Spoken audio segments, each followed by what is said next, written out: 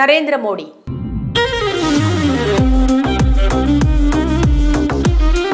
దేశ 18వ సార్వత్రిక ఎన్నికల ప్రచారంలో భాగంగా దేశ ప్రధాని నరేంద్ర మోడీ అలుపు లేకుండా దేశవ్యాప్తంగా పర్యటిస్తున్నాడు. ఈ సందర్భంగా 5వ విడత ఎన్నికలు మహారాష్ట్రలో త్వరలో జరగబోతున్నాయి కనుక ఆయన ముంబైలో శివాజీ పార్క్ లో భారీ బహిరంగ సభ నిర్వహించారు.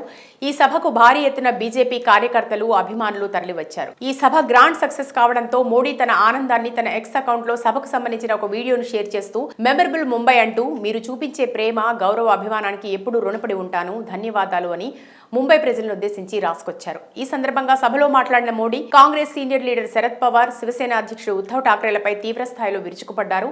ఈ శివతీర్థ భూమిలో ఒకప్పుడు గ్రేట్ లీడర్ బాలాసాహెబ్ ఠాక్రే, వీర్ సావర్కర్ల గర్జన ఇక్కడ ప్రతిధ్వనించిందని, అయితే నేడు దేశద్రోహమైన పనులు చేస్తున్న వారిని చూసి వారి ఆత్మలు ఎంతో బాధపడుతున్నాయని, ఈ నకిలీ శివసేన వాళ్లు బాలాసాహెబ్కి, శివ సైనికుల త్యాగాలకు ద్రోహం చేశారని విమర్శించారు. అధికారం కోసం రామ మందిరాన్ని దుర్వినియోగం చేసే వారితో కలిసి వెళ్లారని ప్రధాని మోడీ ఉద్ధవ్ ఠాక్రేపై మండిపడ్డారు. దేశంలో అద్భుతమైన ఆర్థిక నగరం ముంబై కలలు కనడమే కాదు, వాటిని సాకారం చేసుకుంటుంది, గొప్ప స్థాయిలో ముందుకెళ్తుంది.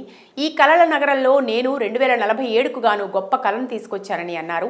దేశానికి ఒక కళ, సంకల్పం ఉందని, అభివృద్ధి చెందిన భారతదేశాన్ని తయారు చేసేందుకు మనమందరం కలిసికట్టుగా కృషి చేయాలని ప్రజలకు పిలుపునిచ్చారు. నేను దేశవ్యాప్తంగా పర్యటించాను. ఈ ఎన్నికల ఫలితాలు గతంలోని అన్ని రికార్డులను బద్దలు కొట్టగలవని నేను మీకు హామీ ఇస్తున్నాను అంటూ జూన్ 4న దేశంలోనే అతిపెద్ద శక్తిగా బీజేపీ పార్టీ 400 సీట్లతో ఎన్డీఏ కూటమి అవతరిస్తుంది. ముచ్చటగా మూడోసారి బీజేపీని గెలిపించిన వెంటనే కాంగ్రెస్ ప్రతిపక్షాలకు బుద్ధి చెబుదామని బీజేపీ గెలుపే లక్ష్యంగా ధీమా వ్యక్తపరుస్తూ మాట్లాడారు మోడీ.